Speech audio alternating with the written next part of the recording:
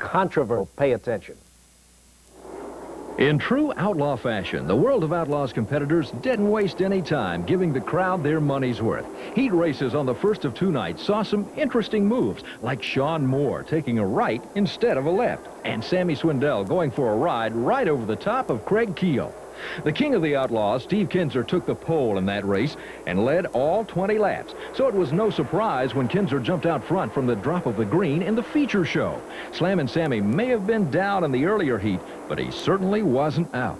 Swindell slid past Kinser on lap 24 and held on for the victory. Kinser had to settle for second. His cousin Mark was third. Dave Blaney and Stevie Smith rounded out the top five.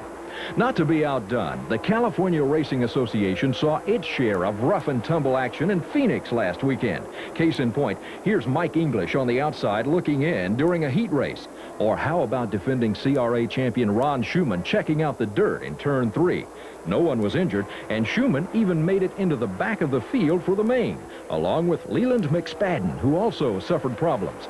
But the two made up for their earlier troubles, working their way up through the field to the finish. McSpadden made it to the line first, with Schumann in second.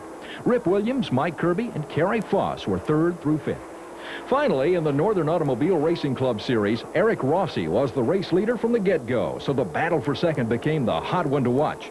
Number 14, Tim Green, had been moving up fast, and it wasn't long until he took second from the wheel-standing Brett Kading.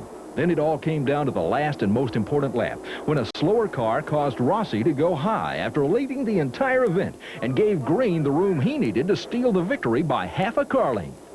Kading held on to third behind Green and Rossi. Darrell Hanstead was fourth, and Steve Kent finished fifth. One series that's usually one of...